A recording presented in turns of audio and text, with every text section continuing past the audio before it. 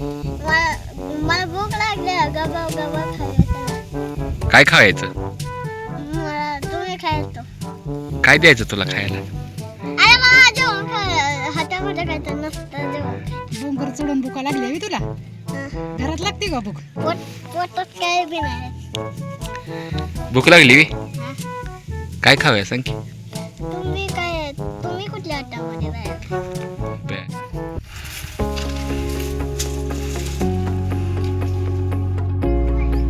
नमस्कार.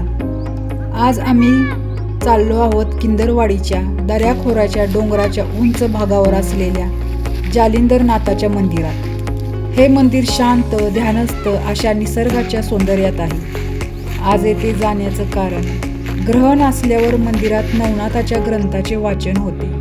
गावातील काही लोक येऊन अगदी भक्तीने ग्रंथ वाचतात.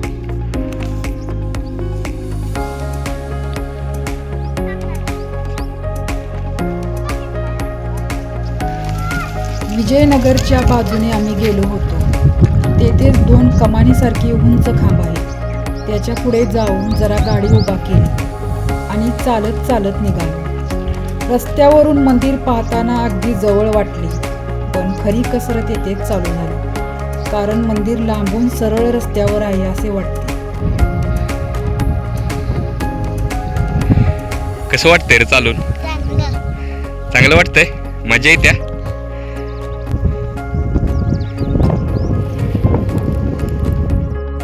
नमस्कार. ती किंदरवाडी आहे आणि किंदरवाडीच्या तिकडं जी पवनचक्क्या दिसते, पवनचक्क्या त्या पवनचक्क्याच्या समोर गेलं की पोसेवाडी येते आणि त्या पोसेवाडीच्या पुढं 1.5 किलोमीटर गेलं की खानापूरचा महात्मा गांधी शाळा आमची येते.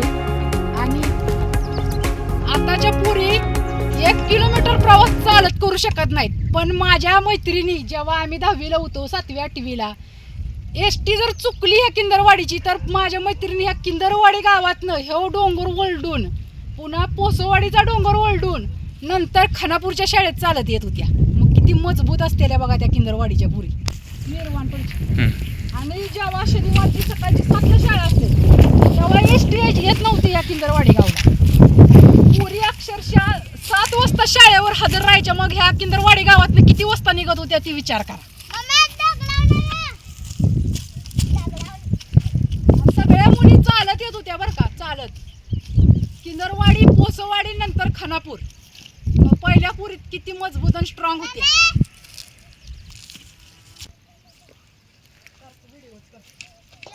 3 ते 4 अशा छोट्या मोठ्या दऱ्या चढून नंतर मंदिर. परंतु माझा मुलगा शेवटपर्यंत अजिबात न दमता मंदिरापर्यंत पोचला. त्याला उचलून घेऊ का असे म्हटल्यावर मी मजबूत आहे असे म्हणाला, पण तरीही वाईट वाटत होते, कारण येऊन जाऊन छोटं बाळ होतं ते. 3 किलोमीटर अंतर होते, तेही चढ उताराचे, जे एवढ्या छोट्या मुलाने पार केले. तुम्ही या नक्की, कारण अशा ठिकाणी एक वेगळीच ऊर्जा, शांत शक्ती असते.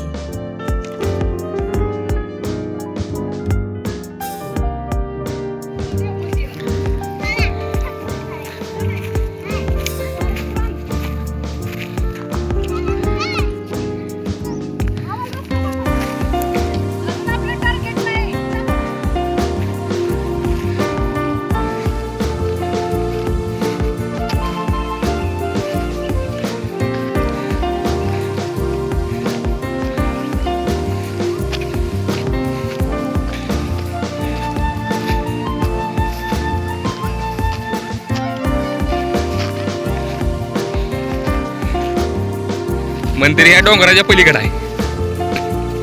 दमलास का? तू दमत नाही? पडलास का काय?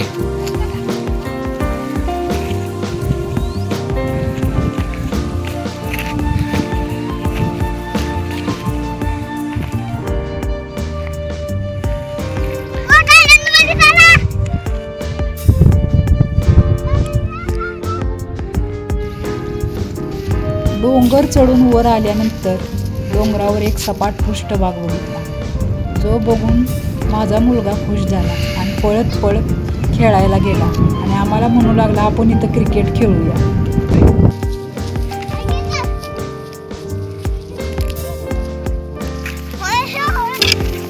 आता ही शेवटची दरी पार केल्यानंतर आम्ही जालिंदरनाथाच्या मंदिरामध्ये पोहोचणार.